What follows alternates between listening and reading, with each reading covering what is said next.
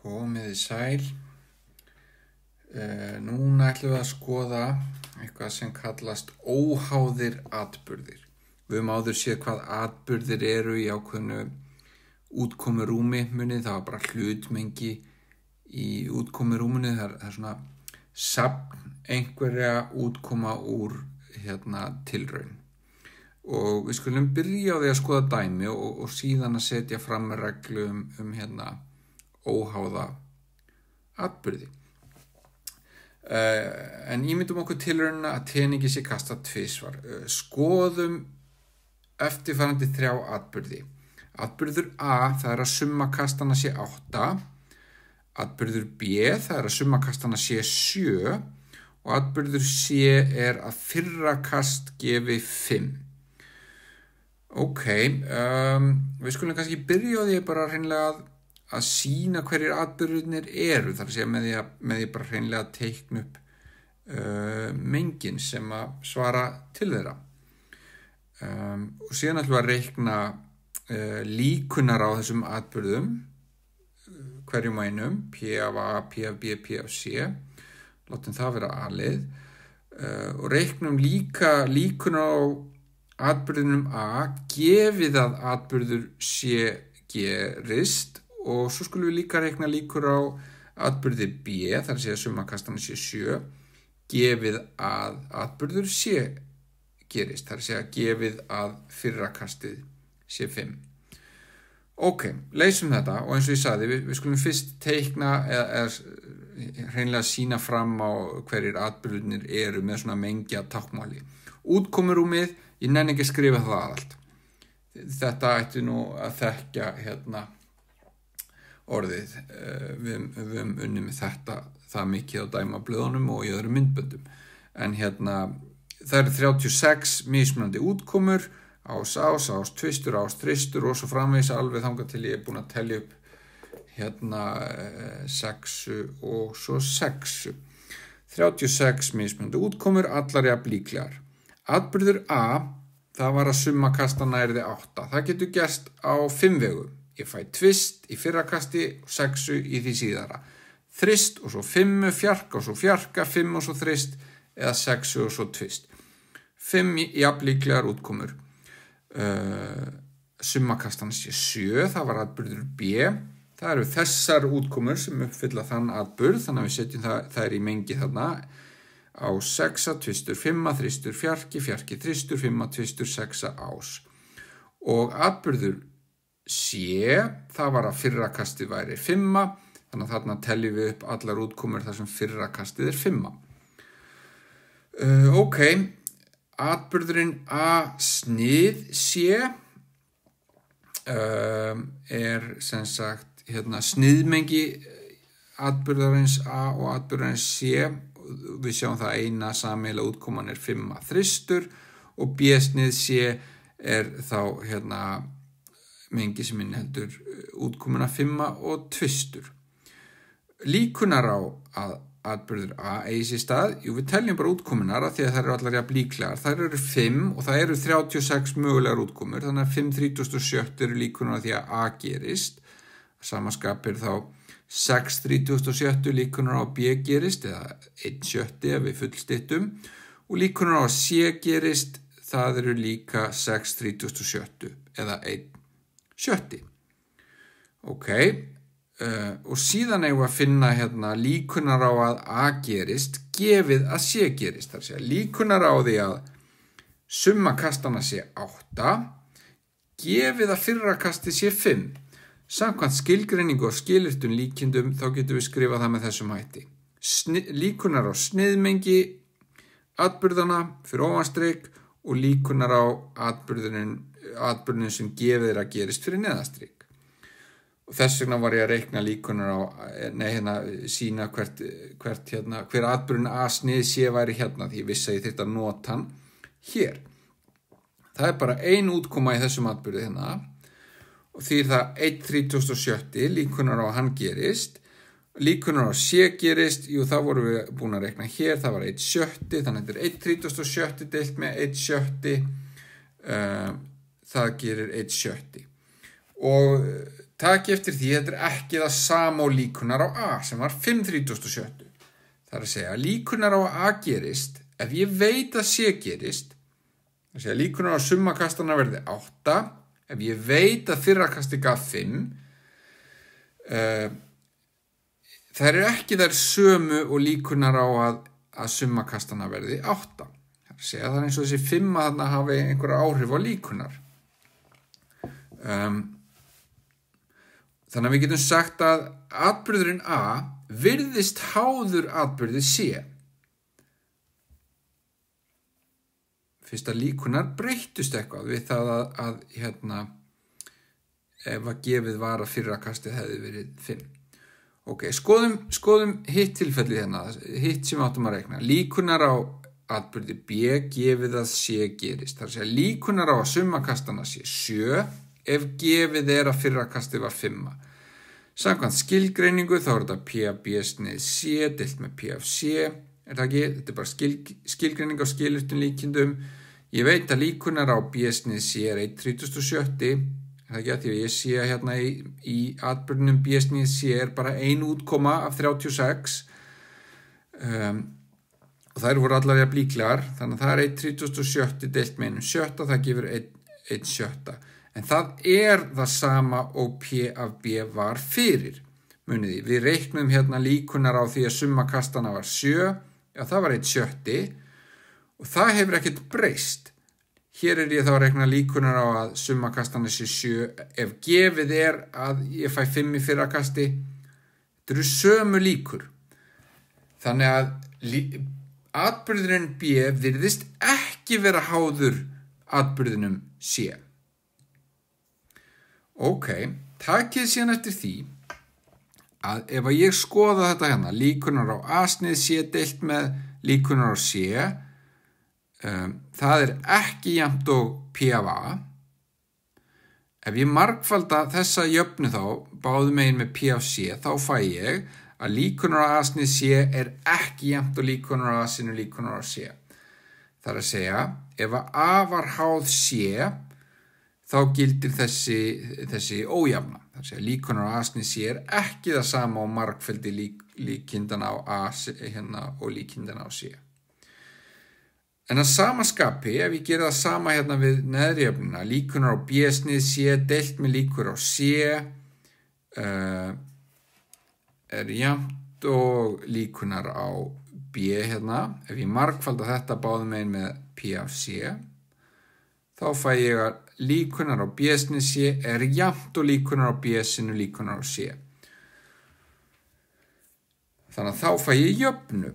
Þannig að ef að þetta er ekki það sama, þá eru atburðirnir háðir, en ef að þetta margfeldi er það sama og líkunar á sniðmenginu, þá eru þeir óháðir.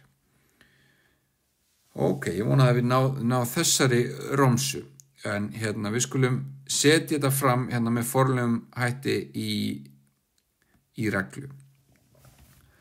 Þannig að ef atburðir A og B eru eða má finna í útkomurúmi omega með líkindafalli stóra P, þá eru atburðirnir sagðir óháðir ef líkunar á sniðmengi þeirra er sama og margfeldi líkindana á A við líkindin á B. Ok, ef að þeir eru ekki óháðir, þar að segja ef þetta er ekki það sama, þannig að vinstra megin við jafnamerki og hægra megin, þá eru atburðirnir A og B sagðir háðir.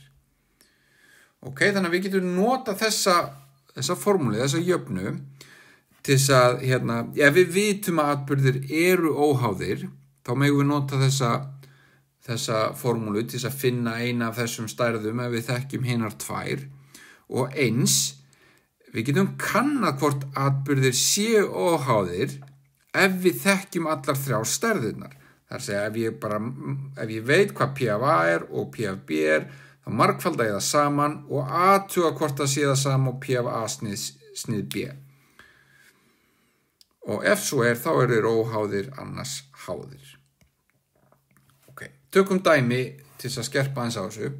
Ef við erum með atburði A, B og C í útkomurúminu omega, og þá gildir að A og B eru óháðir, líkunar á A eru 40% eða 0,4, líkunar á fyllimengi sniðmengis A og B, þar að segja ekki A snið B, eru 0,9, líkunar á C 0,16 og líkunar á B sam C 0,2.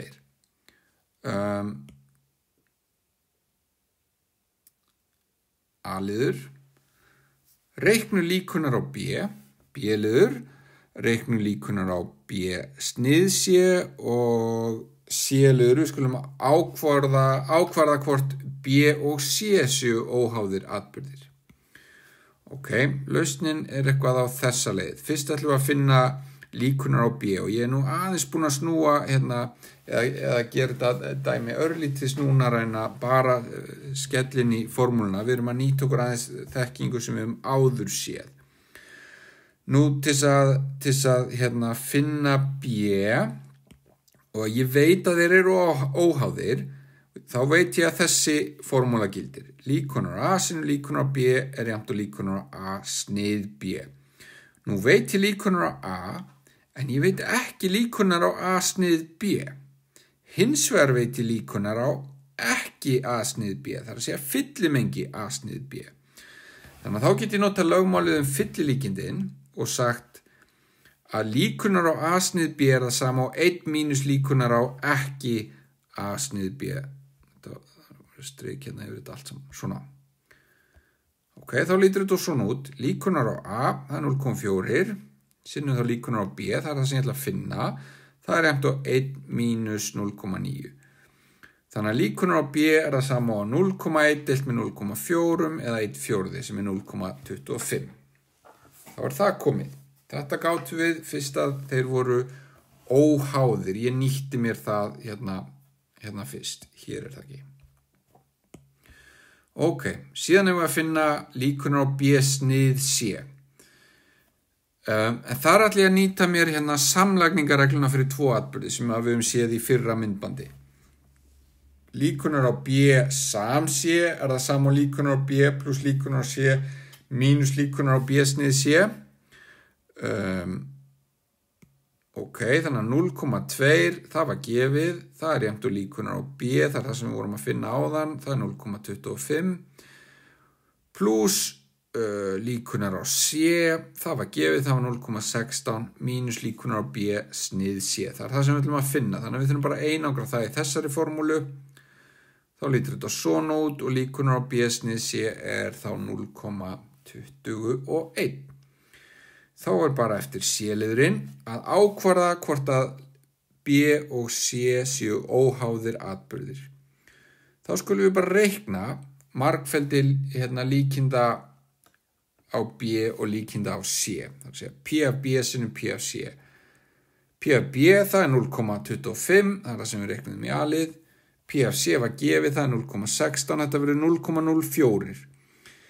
En við sjáum að þetta er ekki það sama og líkunar á B snið C og þar af leiðandi eru þessi 2 atburðir háðir. Þá erum við búin að leysa þetta verkefni eða þetta dæmi.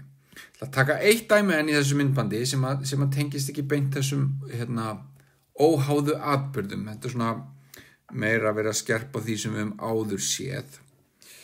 Þetta dæmi hefði nú kannski átt heima í öðru myndbandi fyrr en látum það nú liggja á milli hluta og leysum þetta verkefni hér. En atburði A og B gildir að líkunar á A er 0,3, líkunar á B er 0,4, líkunar á A snið B er 0,1. Ok, af þessu sjáum við strax að þetta eru klárlega háðir atburðir. Af því að 0,3 sinnum 0,4 er ekki það sama á 0,1. En það var ekkert spurt það í sjálfu sér. Við ætlum að reikna líkunar á A gefið ekki B. Það sé við ætlum að nota skilyrt líkindi hérna. Ok, leysum þetta. Samkvæmt skilgreiningu og skilyrtum líkindum þá er líkunar á A gefið ekki B, það sama á líkunar á A snið ekki B, deilt með líkunar á ekki B. En það er þetta sem er erfitt að finna kannski. A snið ekki B. Ég ætla að teikna mynd hérna til þess að útskýra þetta. Ímyndum okkur að við séum hérna með 2 mengi, A og B, í einhverju grunnmengi. A snið ekki B, þar að segja það sem sameiginlegt með menginu A og öllu sem ekki B, þar að segja öllu sem fyrir utan B. Sameiginlegt með A og öllu sem fyrir utan B. Það þetta svæði þarna, þetta litaða svæði þarna. Ok. Og svo það sem sameiginlegt með A og B, það þá þetta svæði þarna á milli þeirra, þar sem þau skarast.